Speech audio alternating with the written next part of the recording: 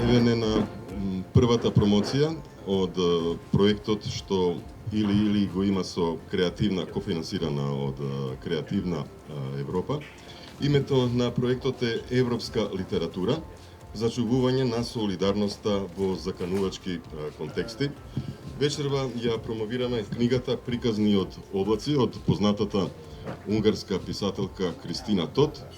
Кристина Тот е трет пат гостинка во нашата земја, па еве би ја искористил оваа прилика да не чека на крај да ви се обрати по сите излагања на нашите промотори. Еве да ве поздрави и да каже нешто повеќе за нејзиниот интерес за детската книжевност и местото кое што оваа книжевност го зазема во нејзиното твориште. Köszönöm a rövid bevezetőt. Valóban eddig 35 könyvem jelent meg, ebből több mint 20 gyerekkönyv. 2003-ban kezdtem el gyerekkönyveket írni, addig ez engem egyáltalán nem érdekelt, eszembe se jutott gyerekirodalommal foglalkozni. Tulajdonképpen én nem is gyerekkönyveket írok, én mindig a saját gyerekeimnek írok valamit.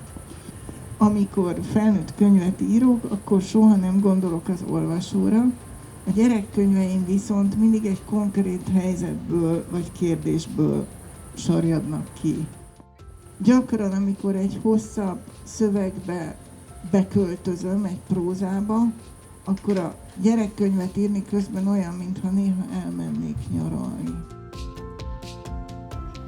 Како Кристина Тот успева да создаде вакви приказни кои што ги внесуваат децата читатели, а и возрастните читатели во нивниот свет? Секако, бидејќи авторката е тука, ќе ја прашаме за ова, но исто така би сакала во меѓувреме да ги споделам и своите доживувања за тоа кои се оние неколку елементи кои што оваа книга ми ја прават посебна. Тука има една убава комбинација од бајки и реалистични приказни, од магија и од секојдневни настани. Си беше еднаш еден мал лилјак.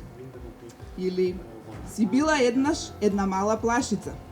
Во сите приказни од оваа книга, приказни од облаци, децата разговараат со животните, а тоа е особено карактеристика на Лили, протагонистката од повеќето приказни, која разговара со птици, змеи, риби и други животни. Уште една карактеристика што верувам дека ќе им падне во очи на децата е спремноста на главните ликови да помогнат. Во оваа смисла сосема е разбирливо што книгата Приказни од облаци е дел од проектот за европска литература за чувување на солидарноста во заканувачки контексти, бидејќи помошта, иако е навиду мала, бидејќи станува збор за деца, сепак е пресудна за оние на кои им се помага. Така, повторно, протагонистката Лили во расказот Кралот на белоушките ги ослободува белоушките и потоа воспоставува една впечатлива комуникација со Кралот на белоушките. Или пак во расказот Чичкото што имаше речиси 100 години и Лили и Чичко Петар си помагаат кога се потребни еден на друг во моменти на осаменост, на тага, на различни предизвици. Литературата за деца е важна. Во таа смисла, приказните од оваа книга, Приказни од облаци, се важни. Тие се интересни и привлечни за читателот и го внесуваат во својот свет. А тоа е најголемиот и најтешкиот чекор во однос на литературата. Кога децата се веќе внатре во тој свет, се друго следи. Приказните ги поттикнуваат да ги запознаат различни личности, да откријат поинакви перспективи, да сватат дека другите може да имаат поинакви вредности, да ги споредат своите размислувања со тугите размислувања, што може да поттикнува емпатија, аналитичност, проширување на хоризонтите, а може би и помисла дека може да ги сменат настаните во приказните или надвор од нив. Во овие приказни, кои повеќе или помалку условно можеме да ги наречеме современи модерни бајки, светот се открива пред детето како некакво чудо. Се што постои е тука за да го поттикне љубопитството за мистеријата на човечката екзистенција. Чудата се кријат дури и во најобичните предмети и суштества од околината на детето, кој размислувајќи за нив создава свој свет помеѓу сонот и јавето. Возбудата пред непознатото, понекогаш води кон нови откритија. Новите откритија кон уште поголемо љубопитство, нови предизвици, па и опасности. Сето тоа како делница кој мора да се помине на патот кон детското созревање. Кога една книга зборува за детското растење и созревање, неминовно е да се допре темата за постепеното соочување со минливоста, со загубата, со смртта. Таква е приказната Чичкото што имаше речиси 100 години, во која стариот сосед Петар ја поучува Лили како да се соочи со најразлични непријатни ситуации. Во нивните разговори има место за секакви теми, па дури и за тоа што би му кажал Петар кога би го сретнал лошиот Чичко Хитлер, кој го уништил целото негово семејство. Но оваа книга не е важна и вредна само поради идеите што ги носат приказните во неа. Јазикот е едноставен, символиката и метафорите ненаметливи, а дидактиката е повлечена некаде во позадина. За големите теми и прашања се зборува со стил кој е кроток, питом, пристапен. Сликите и зборовите се доволни за да ги сугерираат поуките и идеите на начин кој е суптилен и одмерен. На крајот, но не и најмалку важно, мора да се истекне важноста на илустрациите на Бибор Тимко, кои се луцидни, шармантни, но пред се неверојатно комплементарни со текстот. Додека ја читате оваа книга Приказни од облаци, имате чувство дека текстот и сликата се толку органски поврзани што настанувале истовремено во еден потек. А откако ќе ја затворите книгата, во вас останува едно пријатно, лебдечко чувство, како да сте едно од меурчињата што ги создава девојчето Лили. Во врска со приказната за лилјакот што сакаше да биде птица. Имено во овој расказ, како што кажува и самиот наслов, еден лилјак сака да стане птица. Тој се чувствува различен од другите и се обидува на секаков начин да ја исполни својата желба. Поминува ни секакви авантури, за на крај некако да се откаже од својот сон. Зошто решивте малиот лилјак да го вратите назад и да прифати да биде лилјак?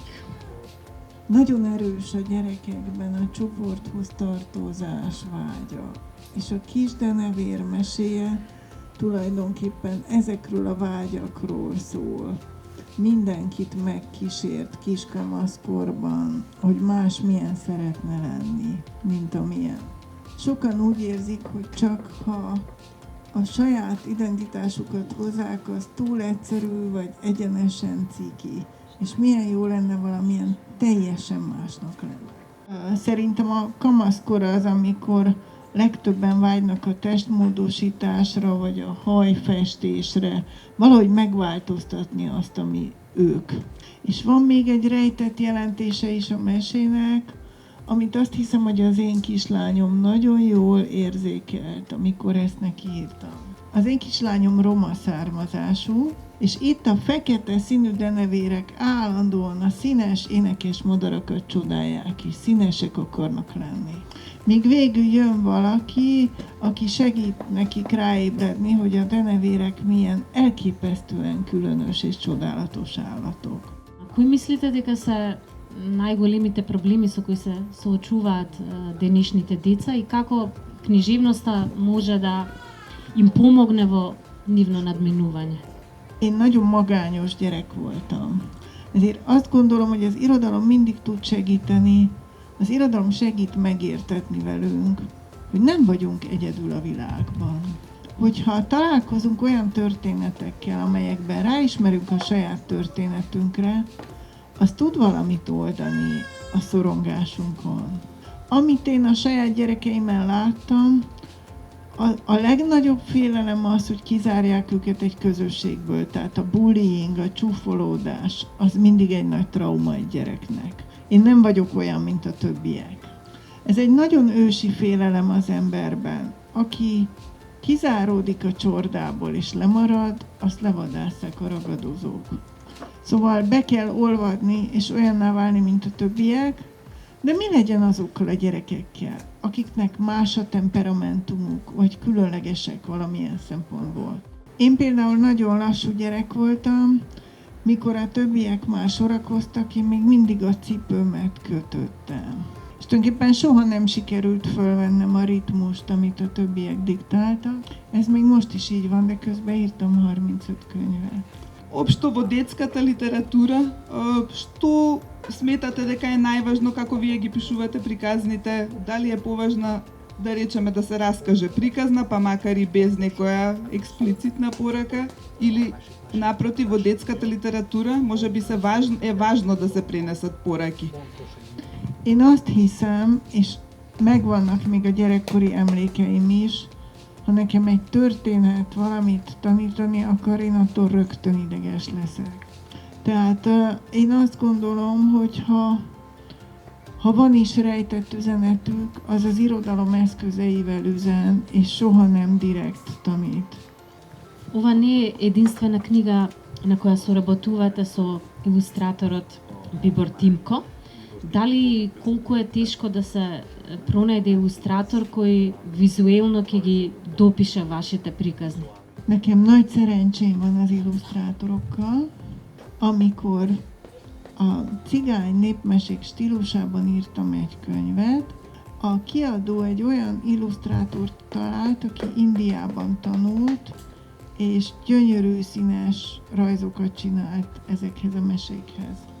Timko Biborban azt szeretem, hogy egyrészt szokatlan látószögeket használ a rajzaim, perspektívákat, másrészt mindig nagyon költőien gondolkodik, tehát nem csak illusztrálja a szöveget, hanem újra gondolja képben. Én azt gondolom, hogy igazi virágzása van a gyerekirodalomnak. Utoljára az 50-es években virágzott ennyire a gyerekirodalom.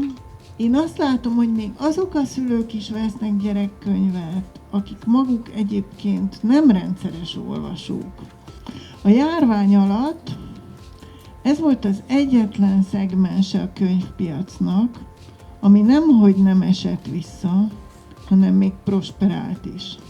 Ami szerintem még probléma lehet, hogy sokan szeretik az illusztrációkban a gicset. A szövegeknél már megértették az emberek, hogy a gyerekeknek nem kell günyögni, de az illusztrációknál még nem. Én ebben elég merev vagyok, én soha nem engedtem be otthonra olyan könyvet, aminek nem szerettem az illusztrációját. Még felmérhetetlen hatása van, ebből rakják össze a belső képi világukat. A meséimet és a gyerekverseimet sokat használják, szerepelnek tankönyvekben is, és biblioterápiás foglalkozásokon is sokat használják. Sok olyan felnőtt olvasóm van, aki úgy jön dedikáltatni, hogy gyerekként megismerte a gyerekkönyveimet, és eljutott a felnőtt könyvekhez.